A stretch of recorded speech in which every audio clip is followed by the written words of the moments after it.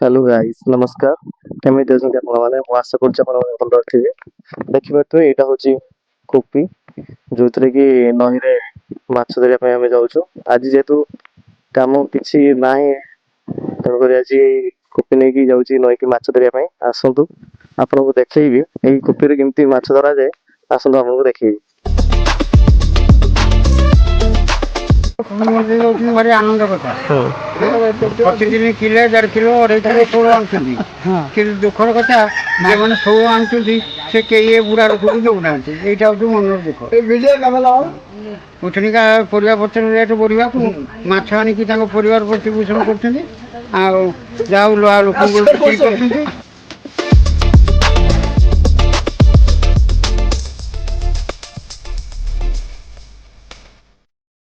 ଆଗରୁ ରହିଛି କଥା ସମସ୍ତେ ନଈ ଖାଣ୍ଡିଆ ଗାଞ୍ଜ ନଈକି ଯାଉଛନ୍ତି ମାଛ ଧରିବା ପାଇଁ ଏବଂ ମାଛ ଧରିବାଟା ଗୋଟେ ସଉକ ରୋଜଗାର ଠାରୁ ମାଛ ଧରିବାଟା ଗୋଟେ ସଉକ ଏବଂ ଦେଖିବା ଆନନ୍ଦ ସୃଷ୍ଟି ହେଉଛି।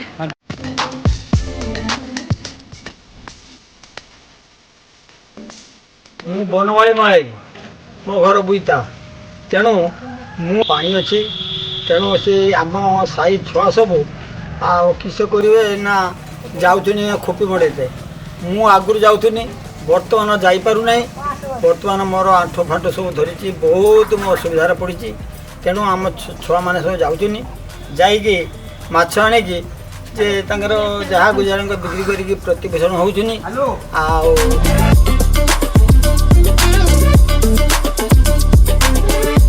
ଆମେ କୋପି ମଣ୍ଡି ଭିତରେ ଯାଉଛୁ ଆମେ ମିଶିକି 8ରୁ 10 15 କେଉଁ ଦିନ କେମିତି ଯାଇ 3-4ଟା ନଈ ଆମେ ଯାଇ ପ୍ରାୟ ମାସର ଏବେ ଯେ ଧାନ କଟା ପରେ ପ୍ରାୟ 5-6 ଥର ଯାଇ କିନ୍ତୁ ବାଳିଆ ଶେଉଳ ଆଞ୍ଜି ନାମ ବାଳିଆ ଗୋଟେ କିଏ 3 କିଲୋ କିଏ କେଜିଏ ଶେଉଳ 2 କେଜି 1.5 କେଜି କେଜିଏ 250 ପର୍ଯ୍ୟନ୍ତ ବି ପାଆନ୍ତି କିଏ ଫେରନ୍ତି ଜଣେ ଜଣେ ଆଉ କିଏ ପୁରା ହାରକାଠି ଯେ ଆମର ହାରକାଠି ଅଛି ସେଇଟା ପୁରା ଫୁଲ୍ କରିଦିଅନ୍ତି 8ଟା 10ଟା 15ଟା ପର୍ଯ୍ୟନ୍ତ ଜଣେ ଜଣେ ଫୁଲ୍ ଫେରିକି ଆସନ୍ତି ଆଉ ଏମିତି ହୁଏ ଆଉ। ଆମେ ଯାଉଛେ ନଈକି ଖୋପି ମଣ୍ଡା ହେଉଛି।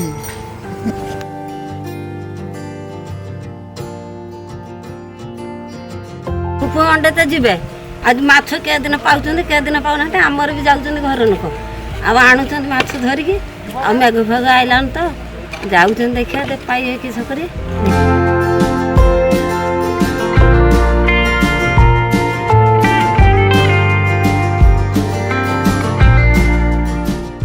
এটা খোপি মন্ডা যন্ত্র এটা নইকি যাচ্ছে খোপি মন্ডাতে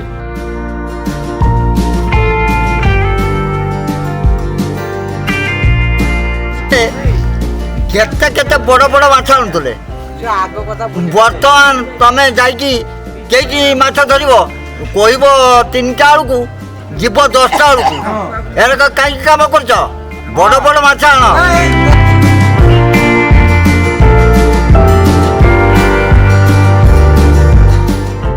ମାଛ ଧରତେ ଛୁଆମାନେ ଯାଉଛନ୍ତି ତରକାରୀ ପତ୍ର ପନିପରିବା ଯେ ରେଟ୍ ହେଇଛି ଏଇ ରେଟ୍ ଅନୁସାରେ ଆମେ ଯାଇକି ଶେଉଳ କଡ଼ା ବା ଗୋଟେ ବାଳିଆପତି ହଉ ବା ଏମିତି ଧରିକି ଆଣି ତରକାରୀ ପତ୍ର ଆମେ ଖାଉଛେ। हेलो गाइस हम मछली पकड़ते जाएगा जी हम बालिया आनी की हमें ये होची खुपी ये हला हम बापा और जजापा बोल चलतला एबे ଆମେ ଆଜି ନେଇକି ଯାଉଚାକୁ ଦେଖାଯାଉ ମାଛ ଧରା ହେଉଛି କି ନାହିଁ ଦେଖିବା।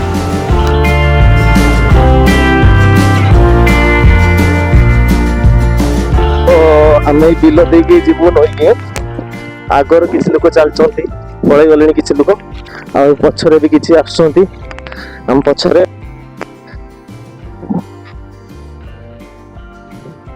ଆଉ ଛୋଟ ମାଛ ଧରା ଯିବ ନାହିଁ କାହିଁକି ନା ଏଇ ଖୁପିରେ ତ ସେ ଛୋଟ ମାଛ ରହିବ ବି ନାହିଁ ତ ଆସ ଦେଖେଇବି ଆପଣଙ୍କୁ ଆମ ନଈରେ ଏଇ ଖୁପି ସାହାଯ୍ୟରେ କେମିତି ମାଛ ଧରା ହେଉଛି ଆସନ୍ତୁ ଦେଖେଇବି ଆପଣଙ୍କୁ।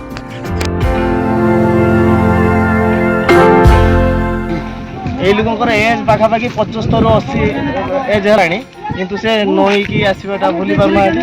ଏଇଟା ପୁରା କୁପି ଧରିକି ଆସିଛନ୍ତି, ମାଛ ମେଞ୍ଚେ ନେଇକି ଯିବେ ଆଜି ଘରକୁ। କିସ କହିବ କୁହ? ପିଲାପିଲି ଏଥିରେ ମୋର ଯାଉଛୁ, ତେଣୁ ଆପଣ ଯାହା ଚିନ୍ତା କରି କରିବେ। ମୁଁ ଏ ବର୍ଷରେ ଚାଲିଛି, ମୋର ବର୍ତ୍ତମାନ 77 ବର୍ଷ ହେଲା। ଆଉ ଗଲା କାଲି 6ଟା ବେଳେ ଧରିଥିଲି, କେତେ ଦିଟା 16 ଧରିଛି।